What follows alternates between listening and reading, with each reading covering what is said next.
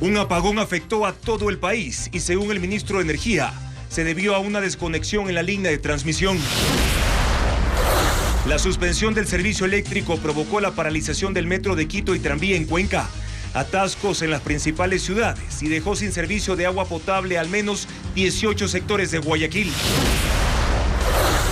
Según la Secretaría de Riesgos, 17 personas han fallecido en el país debido a las lluvias y deslaves, que han afectado a 13 provincias y destruido 50 viviendas. 2.000 personas están incomunicadas debido a las lluvias que han ocasionado la destrucción de carreteras y puentes en la parroquia Pungaló, en Riobamba.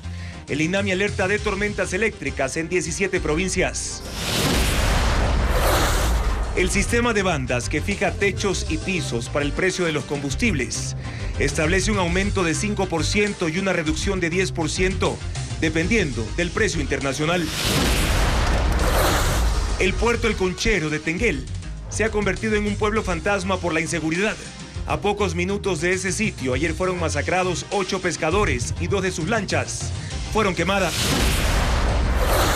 El Tribunal Contencioso Electoral desechó la demanda que la presidenta del CNE, Diana Tamaín, puso contra el periodista Roberto Aguilar por violencia de género y recordó los protocolos a los cuales están sujetos los funcionarios. Más de 550 personas han muerto por temperaturas que superan los 51 grados durante la peregrinación a la Meca en Arabia Saudita. Rusia y Corea del Norte firmaron un acuerdo de protección mutua en caso de agresiones militares, lo que genera preocupación a Estados Unidos y otros países. La selección de Canadá jugará por primera vez una Copa América y hará su debut frente al campeón del mundo, Argentina. Este jueves, en la inauguración, Lionel Messi sí jugará ese partido, que será transmitido por Ecuavisa en señal abierta. Ecuavisa transmitirá gratuitamente los partidos que la Tri enfrentará en la Copa América, que empieza mañana en Estados Unidos.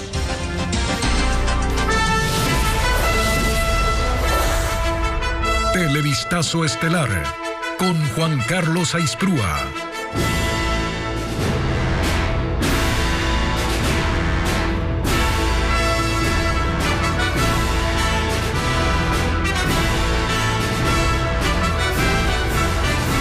Amigos, buenas noches. Miércoles 19 de junio. Bienvenidos a esta emisión informativa de Televistazo Estelar. Un apagón general se produjo la tarde de hoy y afectó a todo el país. El ministro de Energía informó que se trató de una falla en el sistema de transmisión Milagros Oray. En las provincias de la costa, sobre todo, todavía no se restablece el servicio al 100%. Más detalles con Diego Puente. El sistema eléctrico nacional colapsó. A las 15 horas con 17 minutos, un apagón sorprendió al país. El Operador Nacional de Electricidad, SENACE, informó que el problema se originó por una falla en la línea de transmisión que ocasionó una desconexión en cascada. Según el ministro de Energía encargado, Roberto Luque, el problema ocurrió en la línea de transmisión Milagros Oray, donde se estaban transmitiendo alrededor de 257 megavatios, es una línea de 230 kilovoltios, hubo una falla. Eso fue lo último que pudieron percatar los técnicos de la SENACE. Luego de esa falla, lo que suele ocurrir es que esa energía se empieza a transmitir por otras líneas. Y algunas de esas líneas fallaron y después empezaron a fallar los sistemas de protección de ciertas plantas generadoras. Y una vez que fallaron ciertas plantas generadoras y dejaron de generar energía, una vez que la generación era menor que la demanda, todo el sistema empezó a colapsar en una cadena de eventos. El ministro indicó que la zona ha sido militarizada y pidió una investigación para conocer, según dijo, los detalles y los responsables de este apagón. A esta hora hay provincias como Pichincha, Tungurahua e Imbabura que ya recuperaron el 100% de la electricidad, pero en las provincias costeras la energía tardará en restablecerse en su totalidad y el abastecimiento es de menos del 50%. En muchas zonas, sobre todo, por ejemplo, en la zona de Guayaquil, tenemos centrales térmicas que prenderlas demora mucho más tiempo que otras centrales. Este apagón se produce 12 días después de que el ministerio anunció el fin de los cortes de luz y 2 días después de que ocurrieron nuevos cortes porque 3 hidroeléctricas suspendieron sus operaciones por problemas ocasionados por las fuertes lluvias. Servicios de movilización, agua potable y educación también fueron suspendidos por el corte de energía. En ciudades que utilizan sistemas eléctricos para el transporte, estos no pudieron funcionar. Veamos. Durante la tarde, la falta de semáforos provocó atascos en las calles de las principales ciudades. Este fue el panorama en Guayaquil.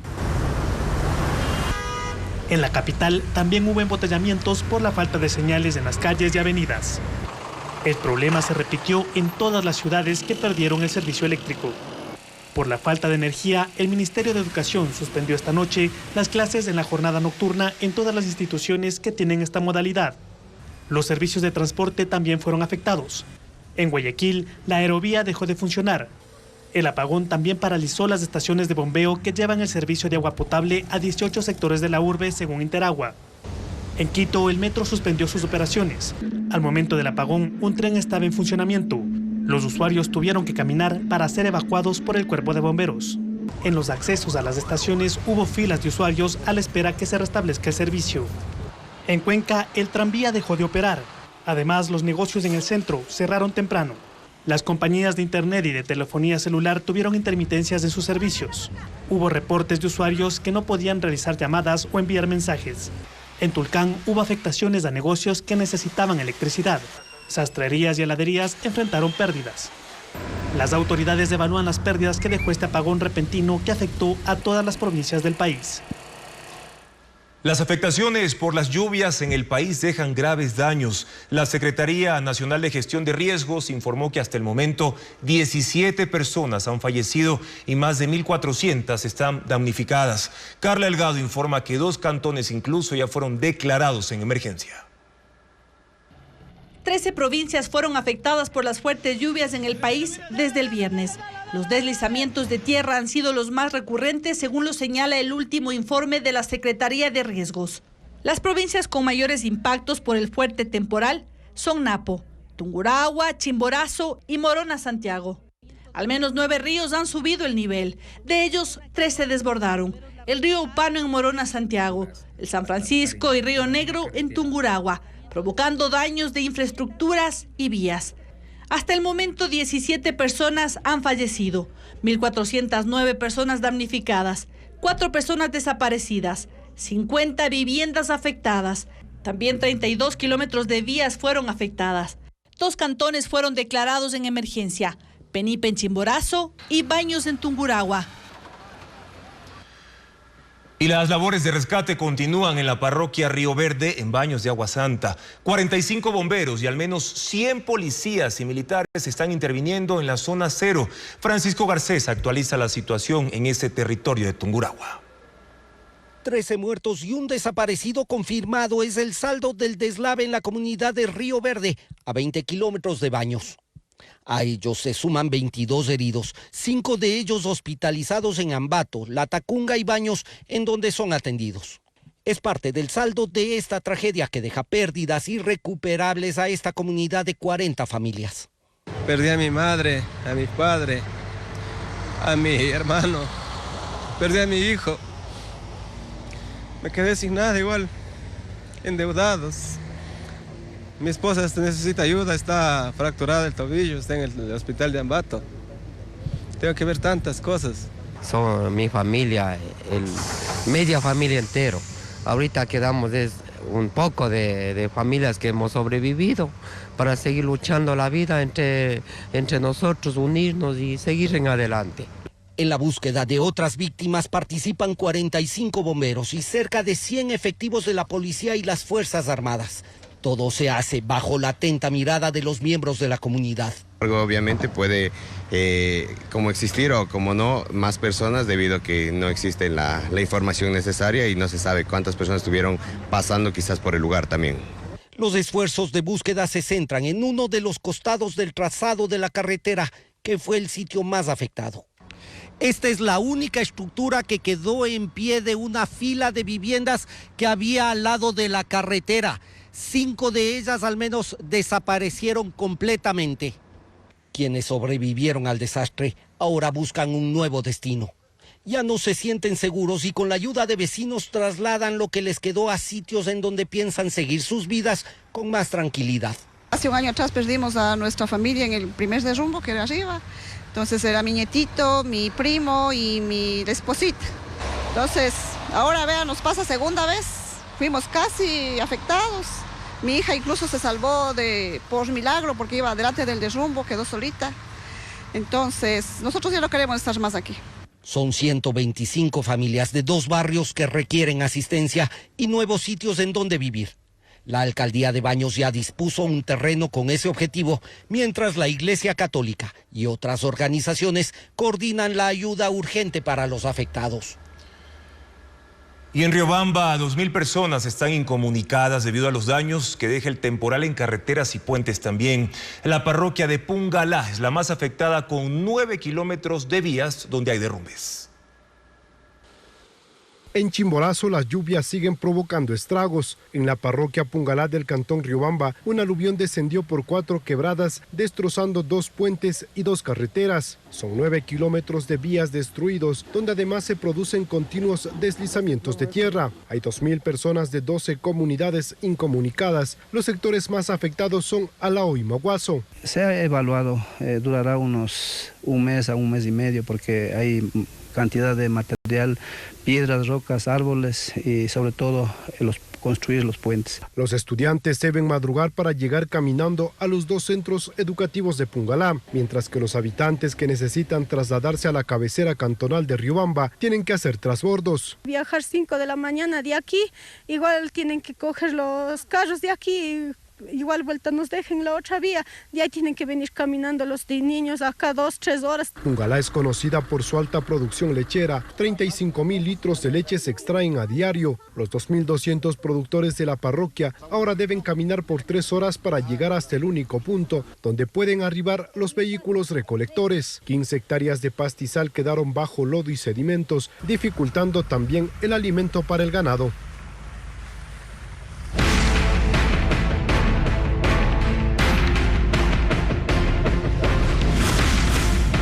Gasolinas, ¿cuál es el plan?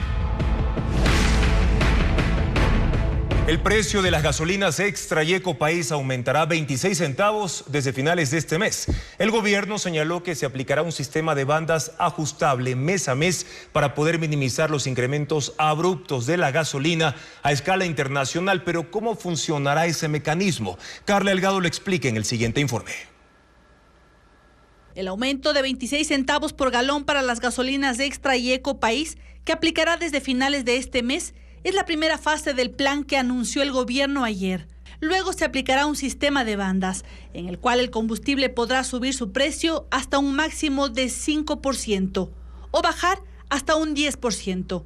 Todo esto depende de la variación del precio internacional del petróleo y de los combustibles. El precio de las gasolinas extra y Ecopaís es de $2.47.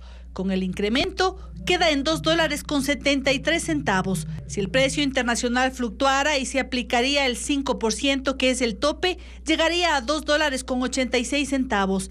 Y si baja hasta en un 10%, el precio del galón quedaría en $2.47. Y lo que va a suceder es que cuando el precio de las gasolinas o el precio del barril del petróleo incrementa de una manera desmedida por algún evento internacional no previsto, nosotros solamente en el Ecuador tendremos este incremento controlado del 5% y ahí efectivamente el Estado va a asumir un subsidio. La reducción del subsidio permite un ahorro que es, según el gobierno, de $500 millones anuales, a pesar de que ha creado un sistema de compensaciones para taxis, tricimotos y transporte mixto. Los taxistas registrados recibirán una compensación mensual en sus cuentas de $40.56, tricimotos de $23.40 y las camionetas o transporte mixto $37.70. Para que estos cambios entren en vigencia, el gobierno emitirá un decreto. El decreto, según la viceministra de Finanzas, Ana Cristina Avilés, antes de que finalice junio. Y son más de $300 millones los que le quedarán al gobierno luego del pago de compensaciones y del incremento de los beneficiarios de los bonos de ayuda social. El destino de esos recursos no ha sido definido todavía, como lo informa Lenín Artieda. El gobierno sostiene que con el incremento dispuesto a las gasolinas extra y Ecopaís se elimina el subsidio que reciben esos combustibles, un subsidio que en 2023 fue de $644 millones. Ese es el valor que el Estado asume se va a ahorrar con el incremento del precio de esas gasolinas. Según el Ministerio de Transporte, el monto total de las compensaciones a taxistas, camionetas de transporte y tricimotos alcanza los 100 millones de dólares. Se suma el anuncio de la ministra de Inclusión Económica y Social, quien dijo se va a ampliar el piso de la protección social con un incremento de beneficiarios del bono de desarrollo humano y del bono de desarrollo humano con componente variable, que serán 40.000 familias más. Pero el valor total que se destinará es todavía un misterio, y calcularlo tampoco es sencillo porque el bono de desarrollo humano es de $55 y el de componente variable puede llegar hasta los $120. Esto genera una ventana que podría ir desde los 26 millones de dólares hasta los 57 millones, dependiendo del monto que se entregue. Ello, a su vez, significa que el gobierno tendría disponibilidad sobre un monto de entre 518 y 487 millones de dólares. Por ahora, solo se ha anunciado lo último y no se conoce todavía cuál será el destino ni cómo será la distribución de esos cerca de 500 millones, que alcanzan para dar más que bonos, pero no se sabe todavía en qué se los va a utilizar. Y el Frente Unitario de Trabajadores convoca una movilización para el 4 de julio en contra del incremento del precio de las gasolinas extra y Ecopaís.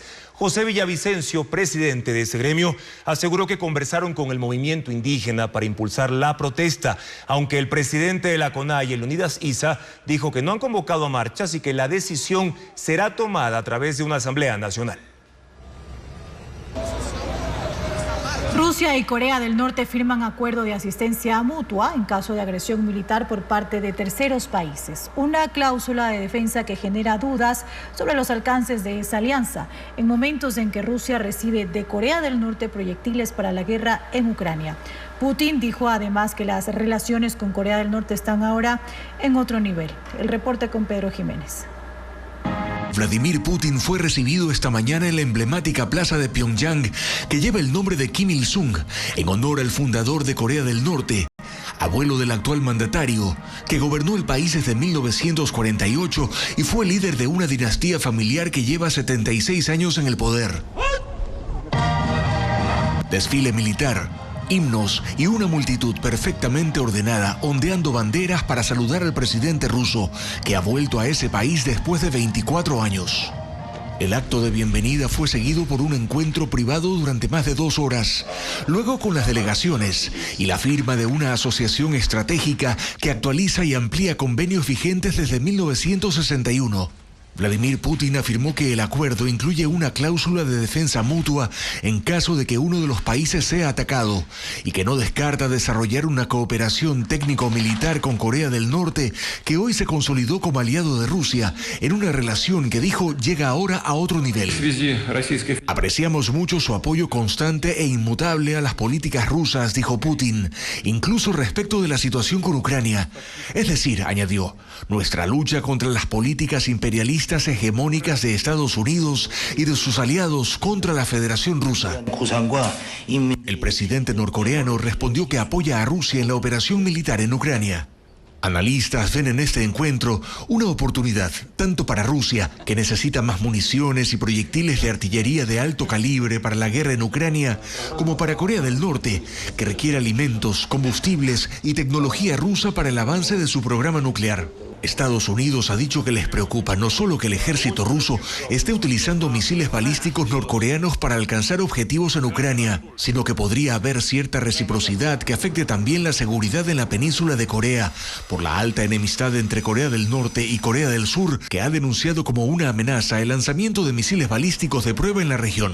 Terminada esta visita, Vladimir Putin se dirige a otra nación comunista, Vietnam, con la que celebra 30 años del Tratado sobre Principios Básicos de Relaciones Amistosas, que será ampliado con nuevas expectativas de comercio.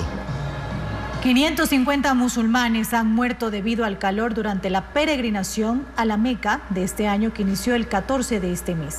Las temperaturas han llegado a 51.8 grados a la sombra en la ciudad saudí, que ha concentrado a 1.800.000 personas. Aunque el gobierno instaló aires acondicionados, sistemas de riego y carpas gigantes para resguardar a los peregrinos, el Ministerio de Salud reportó otros 22.000 pacientes con síntomas relacionados a golpes de calor y la exposición al sol. En las gasolineras de Pastaza se terminó el combustible este miércoles debido a los daños en carreteras. La gobernación ha enviado 9 tanqueros al Cantón Baños a la espera de que se habilite un paso provisional hacia Pastaza. Mientras tanto, en mercados de Guayaquil llegan menos productos de la sierra, como lo informa Luis Alfredo Zúñiga. Este es el panorama en las 9 gasolineras de Pastaza, vacías, y no por falta de clientes, sino porque este miércoles se agotó el combustible. Las lluvias, deslaves y crecidas de ríos han bloqueado vías de la sierra y los tanqueros no pueden pasar. El combustible para esta provincia llega desde Tungurahua, en la gasolinera del Sindicato de Choferes de Pastaza, ubicado en el barrio Las Palmas de Puyo. La gasolina se terminó la noche del martes, luego de que se formaran largas filas de vehículos para abastecerse. La gobernación de Pastaza informó que la tarde de este miércoles se pudo enviar 9 tanqueros a Baños para abastecerse. En Guayaquil también se sienten los efectos. En el mercado mayorista de Montebello, en el noroeste, productos como la cebolla que proviene de la sierra llega en menor cantidad. Lo mismo ocurre con la papa. Las lluvias han impedido cosechar durante la semana. Se suma que lo que se envía llega tarde por los problemas en las carreteras. Lo mismo ocurre con frutas como la mora y granadilla, que ha dado paso a la especulación, según la Intendencia de Policía del Guayas. Las papas ha subido, los sacos en los cuales nos encontramos algunos denes están a 25, otras están a 30, la cebolla así mismo. Y el efecto de la especulación se traslada a los mercados minoristas como el de José Mascota en el centro de la ciudad, donde la libra de papachola en algunos locales pasó de 25 a 35 centavos. Este escenario deportivo. Nos reencontramos muy pronto. El Ministerio de Salud y la Secretaría de Educación Superior tienen nuevos responsables. Daniel Noboa designó a Manuel Naranjo, médico cirujano, y a César Vázquez, funcionario de carrera, para que asuman el control de esas instituciones. Luisa María Heredia con sus perfiles. El gabinete de Daniel Noboa tiene 2 nuevos integrantes. Manuel Naranjo Paz y Miño, ministro de Salud Pública, reemplaza a Franklin Encalada, quien dejó esa cartera de Estado a mediados de mayo. Es médico cirujano. Se graduó en la Universidad Central del Ecuador. Cuenta con una especialización en medicina interna otorgada por la Pontificia Universidad Católica de Chile. No registra experiencia en el sector público. Se desempeñaba como gerente de un hospital privado de especialidades en Quito, antes de ser designado mediante decreto ejecutivo este martes. Naranjo deberá lidiar con varios problemas, como la falta de medicinas e insumos en hospitales de la red pública de salud, que constantemente denuncian los usuarios, y los millonarios atrasos a prestadores externos, como los centros de diálisis. César Vázquez Moncayo, en cambio, desde ayer está oficialmente al frente de la Secretaría de Educación Superior, Ciencia, Tecnología e Innovación, CENESID. Él es quien sucedió a Ana Achanguín, que renunció en marzo. Vázquez ya era parte de la entidad. Se desempeñaba como director de servicios, procesos y calidad, e incluso fue subsecretario. Tiene una amplia trayectoria en el ámbito público. Antes estuvo en el Ministerio de Educación, ocupó el cargo de especialista y analista de procesos. El secretario tendrá, entre otras cosas, que impulsar los proyectos de creación de universidades en Santo Domingo de El ex vocal de la Judicatura, Javier Muñoz, podría obtener una pena reducida en más del 90% por aceptar el delito y colaborar con la justicia. Según la fiscal Diana Salazar, Muñoz entregó información valiosa que permitió abrir nuevas causas penales, informa Jacqueline Rodas.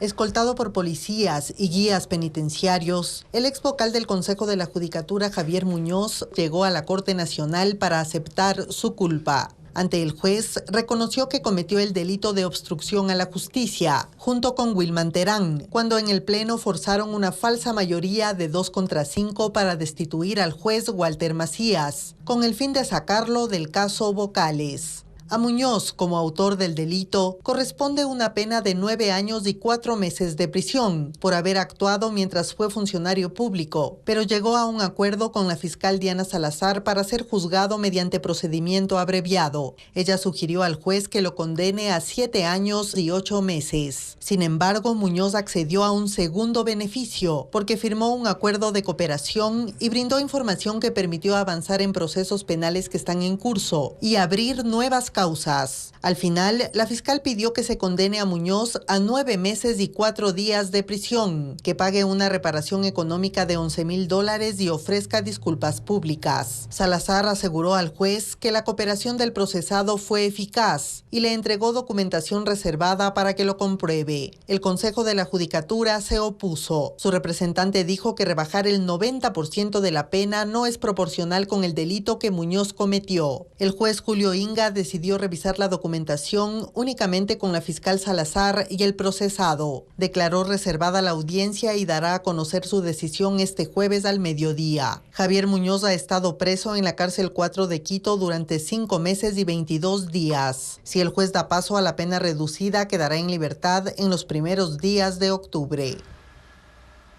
La designación del nuevo defensor público sigue generando polémica. El Consejo de Participación Ciudadana solicitó un informe jurídico para validar lo dispuesto por la comisión que llevó a cabo el concurso de selección y que consiste en la designación de Jorge Ballesteros como el virtual ganador. Luisa María Heredia con el informe.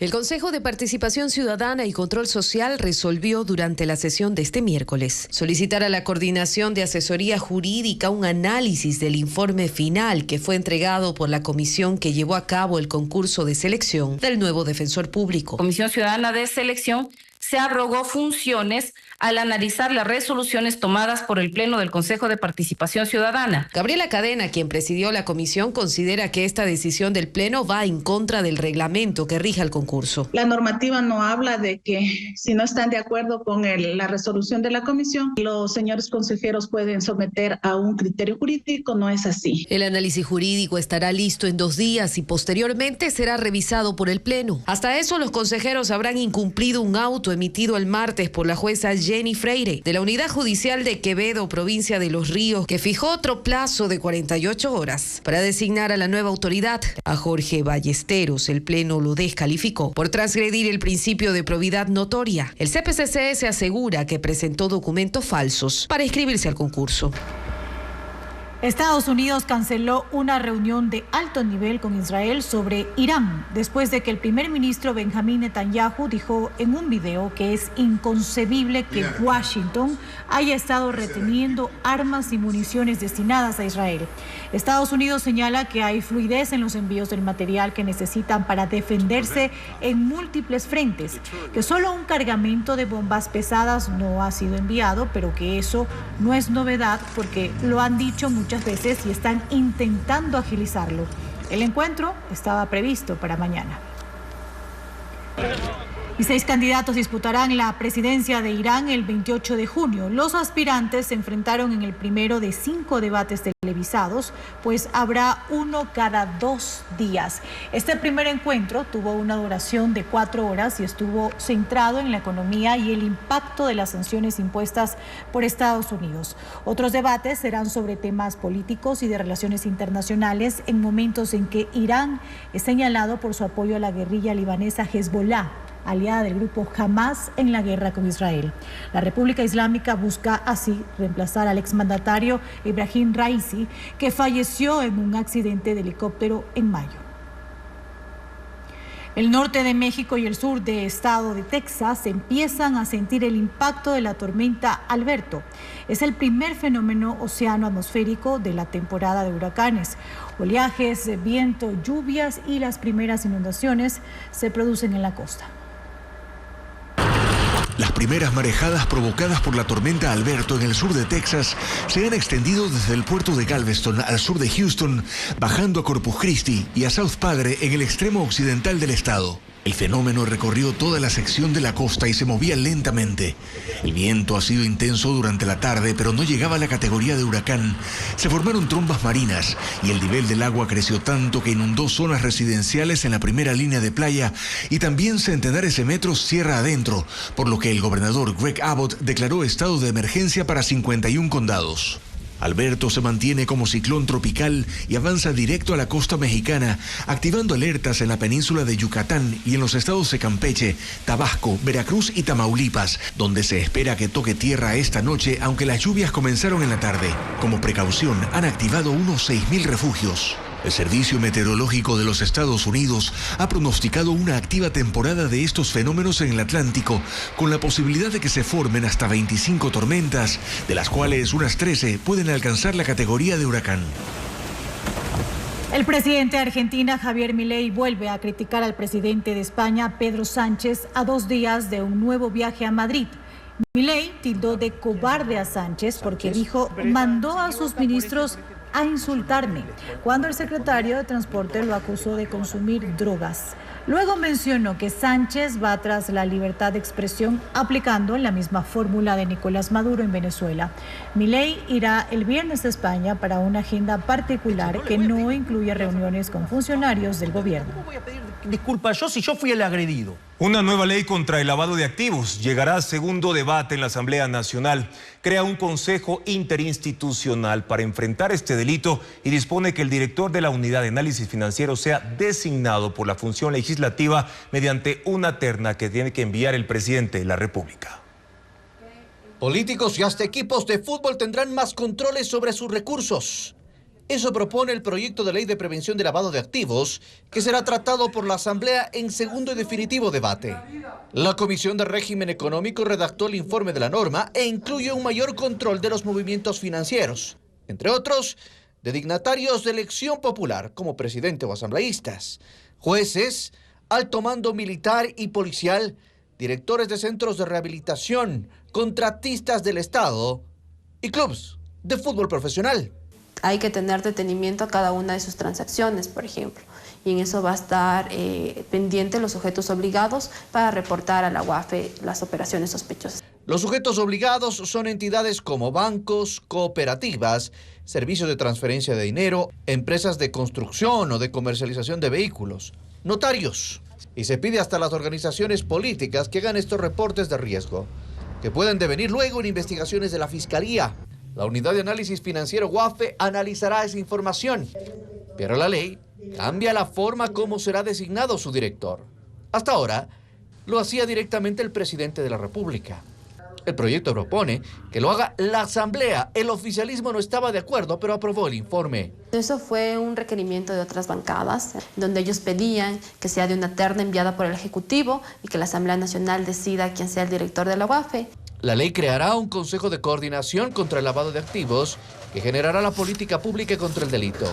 Y lo conformarán, entre otros, un delegado del presidente que lo preside, la Fiscalía, la Procuraduría, el SRI, el Ministerio del Interior y el director del Centro de Inteligencia Estratégica.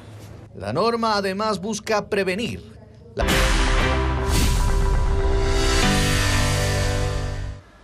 Una de las investigaciones abiertas a raíz de la cooperación eficaz de Javier Muñoz tiene que ver con el plan para echar abajo la sentencia del caso Sobornos. La Fiscalía indaga en esta nueva causa a Wilman Terán y 2 ex jueces de la Corte Nacional de Justicia. Jacqueline Rodas con la información. La Fiscalía abrió una nueva investigación penal en contra del expresidente del Consejo de la Judicatura, Wilman Terán, y los ex jueces de la Corte Nacional, Byron Guillén y Luis Rivera. El expediente aún es reservado. No se conoce el delito, pero sí que el caso deriva de la información aportada por Javier Muñoz, ex vocal de la Judicatura, quien firmó un acuerdo de cooperación eficaz con la fiscal Diana Salazar. Muñoz ya involucró a los 3 exfuncionarios en abril pasado, cuando rindió su testimonio anticipado. Entonces, dijo que el 30 de marzo de 2023 se reunió con el expresidente Rafael Correa en Brasil. Rafael Correa me dijo, nosotros vamos a analizar, darte el apoyo político, pero tú tienes que apoyarlo a Wilman Terán. Había el plan desde ahí con Terán y sus asesores y lo más penoso con Byron Guillén y Luis Rivera, con quienes Rafael Correa ya se había reunido para suspender a la fiscal general y destituirla. También desde el Consejo de Participación con Allen Berbera para destituir al fiscal subrogante y designar a otra persona. Según Muñoz, Correa también estuvo detrás de la extensión del periodo de los jueces Guillén y Rivera, a quienes Terán habilitó para que sigan en la Corte Nacional hasta 2030. Explicó el propósito. Había un recurso de revisión que se iba a plantear por parte de un señor Ramiro Galarza, uno de los implicados en el caso Sobornos. Todo estaba coordinado con Byron Guillén y Luis Rivera. Yo llegaba por mi apoyo político y me entero de toda una estructura que estaba organizada. A mi regreso de la reunión con Rafael Correa me topo con Byron Guillén, que también estaba hospedado en ese hotel. Él me confirma que efectivamente había, con Luis Rivera, la tesis para admitir el recurso y así poderlo regresar al país a Rafael Correa. Además de Terán, Guillén y Rivera, la nueva causa penal incluye a más personas mencionadas por Javier Muñoz. 7 servidores judiciales investigados por delincuencia organizada en el caso Metástasis fueron destituidos por decisión unánime en el Pleno del Consejo de la Judicatura. Fabiola Santana explica de quiénes se trata. Otro grupo de jueces y fiscales procesados en el caso Metástasis fueron destituidos este miércoles por el Consejo de la Judicatura. Se trata de 3 jueces, 2 fiscales y un secretario de Guayas, Manabí, Cotopaxi y Santo Domingo, que según la Judicatura habrían beneficiado, asesorado o filtrado información que benefició a Leandro Norero y a su familia, todo a cambio de dinero. El Pleno coincidió en que los servidores judiciales incurrieron en infracciones gravísimas al ayudar al narcotraficante mientras estuvo preso en la cárcel de Cotopaxi. Entre los destituidos está Carlos Zambrano, expresidente de la Corte de Manabí, los ex jueces de la Corte del Guayas, Adolfo Gaibor y Glenda Ortega, y el ex juez de la Corte de Cotopaxi, Santiago Zumba, los ex fiscales de Santo Domingo, Víctor Hugo Alcíbar, y de Guayas, John Camposano, y el secretario de la Unidad Judicial de Guayas, Cristian Sánchez. Ellos conocieron los procesos en los que Leandro Norero y sus hermanos buscaban salir de la cárcel y se suman a los otros 9 servidores judiciales del Guayas, también procesados en los casos Metástasis y Purga, destituidos la semana pasada.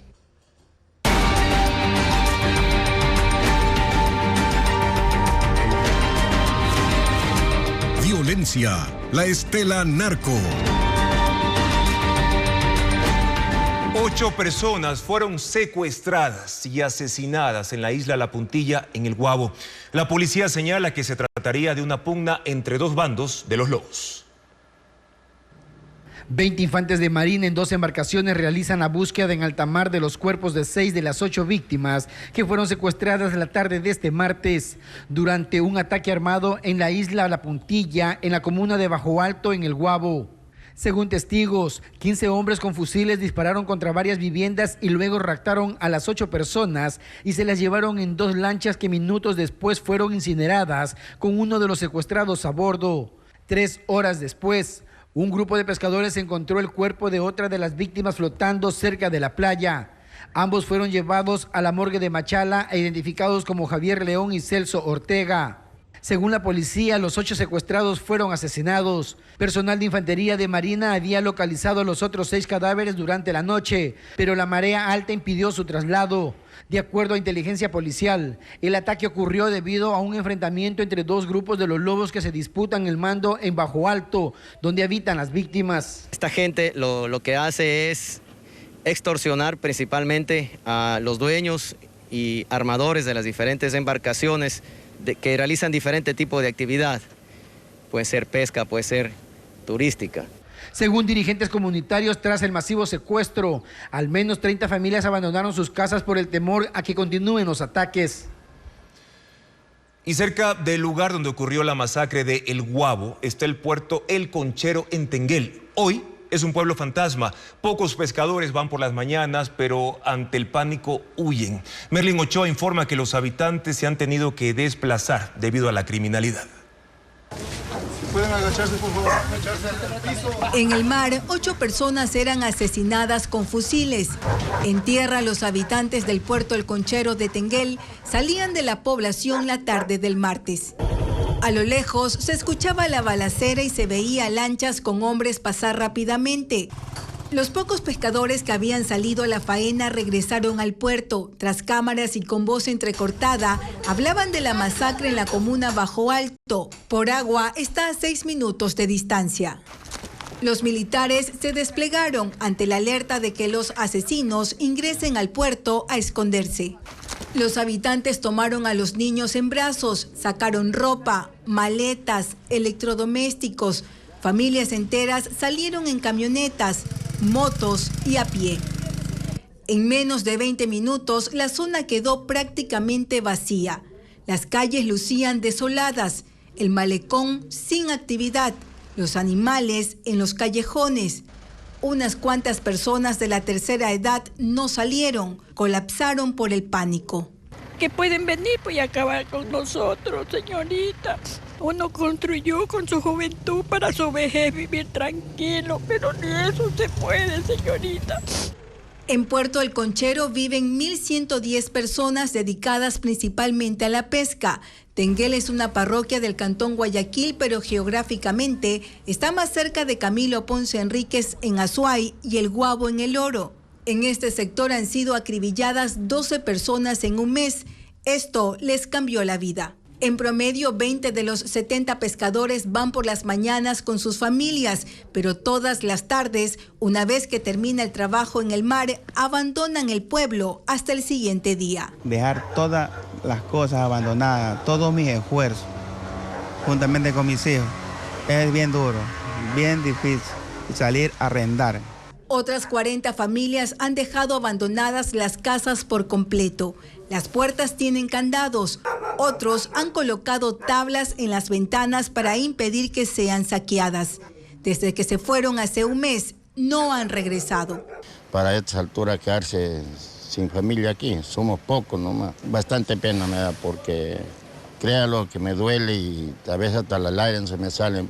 La huella de la violencia también se evidencia en los servicios públicos. La única escuela permanece cerrada, así como la sede del gobierno local y la cooperativa de pescadores.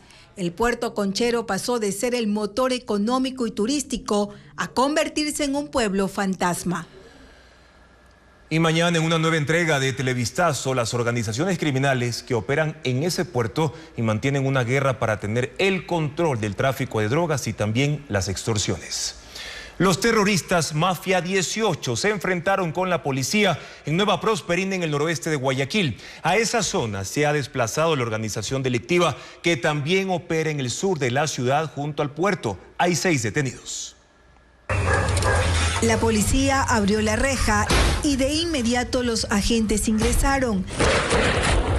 Ahí empezó la balacera entre los uniformados y los integrantes del grupo. ¡Métase! Es el sector de Valerio Estacio, en el noroeste de Guayaquil. Las opera en el Guasmo sur de la ciudad junto al puerto, pero en abril, lo que generó una guerra con los tiguerones. Desde integrantes de estos dos grupos delictivos han sido acribilladas. Que tienen aquí de Mafia 18, les estamos destruyendo sus covachas, sitio de reunión de ellos para planificar estos ilícitos. Según la policía, Mafia 18 quiere apoderarse de las casas abandonadas para convertirlas en bodega de cocaína, no solo para la venta al menudeo, también para el tráfico internacional de droga. Los uniformados destruyeron 2 viviendas que servían de guarida. Luego del operativo, 6 personas fueron detenidas. Los agentes decomisaron armas y municiones. Además de Mafia 18 y tiguerones, en la zona también operan los lobos, que se dedican a las extorsiones y secuestros.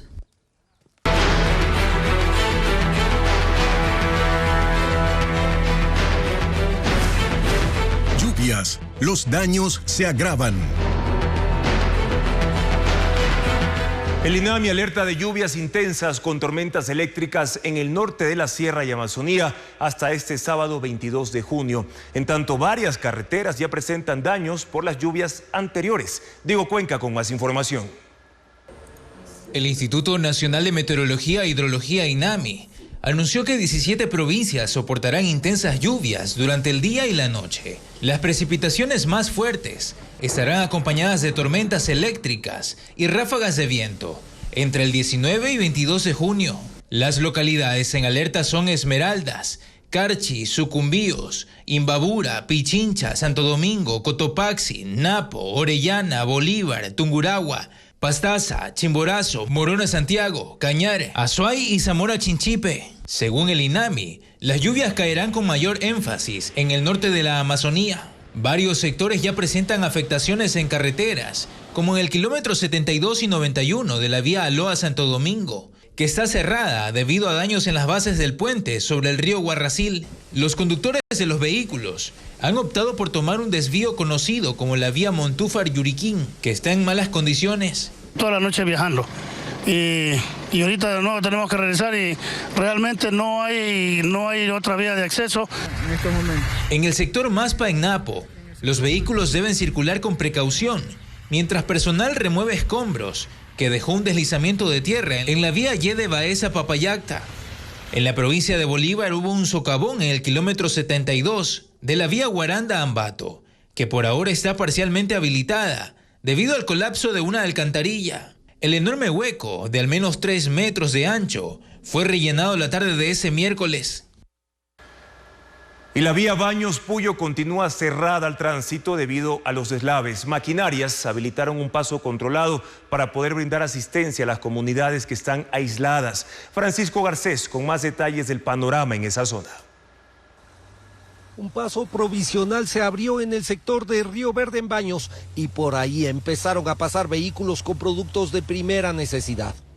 El tránsito controlado es para abastecer a varias comunidades que quedaron aisladas después de los deslaves del domingo y también a ciudades como Puyo que sienten el efecto de 4 días de aislamiento. Maquinaria pesada se desplegó inmediatamente a este sitio y la prioridad es abrir la carretera Baños-Puyo. Por lo pronto se ha logrado un paso provisional que sirve para la asistencia de las comunidades afectadas. Son 12 retroexcavadoras, cargadoras y decenas de volquetas que trabajan para despejar el lodo y los escombros que cubrieron 600 metros de la carretera Baños-Puyo. En un tramo el lodo acumulado superó los 15 metros de altura. Primero pasaron vehículos de mediano tonelaje para probar la estabilidad de la vía alterna. A unos metros, 4 máquinas trabajan para abrir otro paso alterno y el resto de excavadoras en reabrir el trazado tradicional de la carretera. Y tengo estimado de que el día de mañana ya podré abrir una línea más directa. No será la vía total, pero será al menos una vía que nos permita y nos garantice poder ingresar unos vehículos de una tonelada más alta para suministrar de todo lo que necesita la Amazonía ecuatoriana. En Baños, los vehículos de carga empezaron a acumularse. La disposición fue esperar a armar convoyes para viajar. Milton Roballo transporta combustible para Simón Bolívar, a varios kilómetros al oriente del Puyo. No pudo salir desde el lunes y sabe que la gasolinera a la que debe llegar ya no tiene combustible. Igual en el Puyo, por más abajo, igual están sin combustible las comunidades, todo eso. Entonces que usted llegue allá es vital. Sí, porque es movilidad para la gente, igual que necesita salir al pueblo, lo que sea. Reabrir la vía Baños-Puyo se convirtió en prioridad gubernamental y por eso fue declarada en emergencia. Autoridades del Ministerio de Economía y Finanzas reconocen que parte de los recursos del préstamo del Fondo Monetario Internacional se usaron para el pago de deuda externa y retrasos internos que quedaron del anterior gobierno. En una comparecencia ante la Asamblea Nacional explicaron detalles del acuerdo con el FMI. Informa Patricio Díaz. Es un plan de terapia intensiva. Así describió el ministro de Finanzas Juan Carlos Pega el plan del gobierno frente a la crisis económica con la que recibió el país.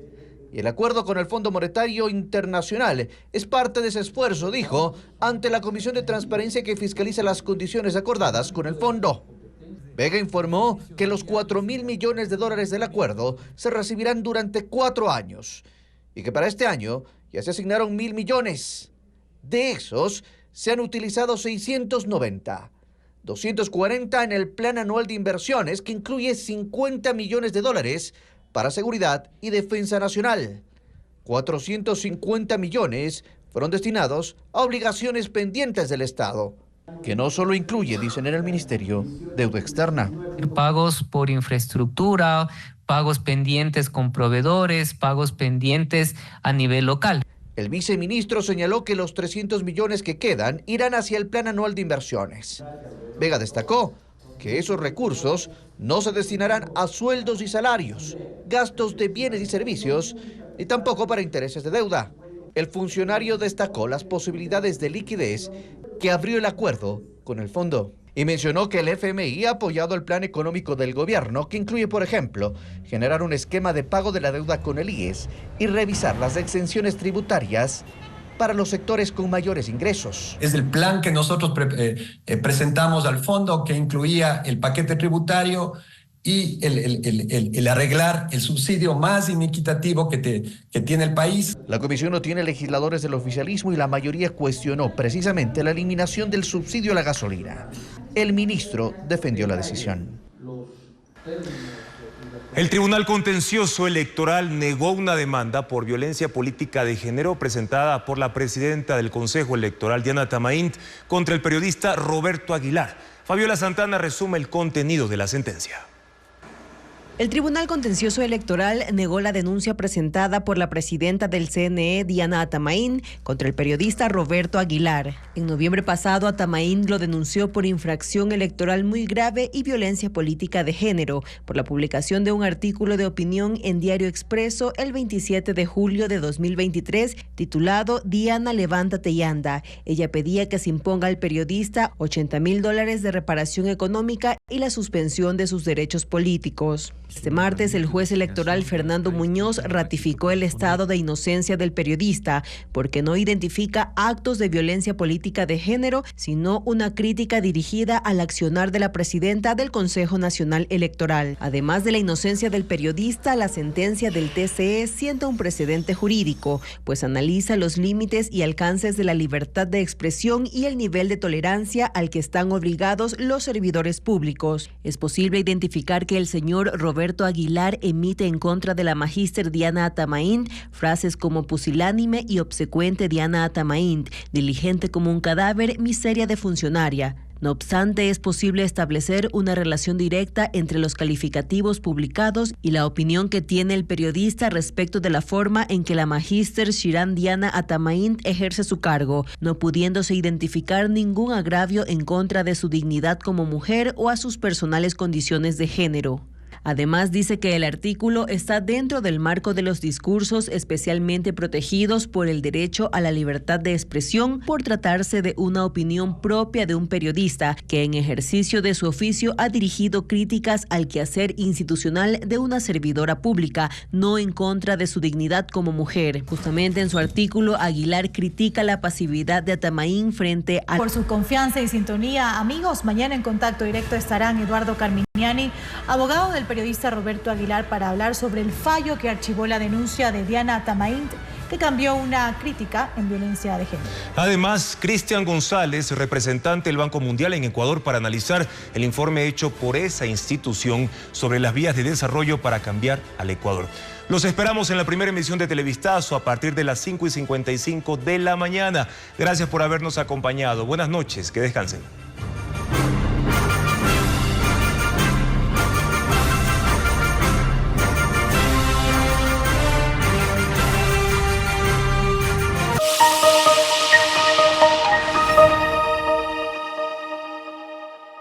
Protegemos cada momento que sonríe.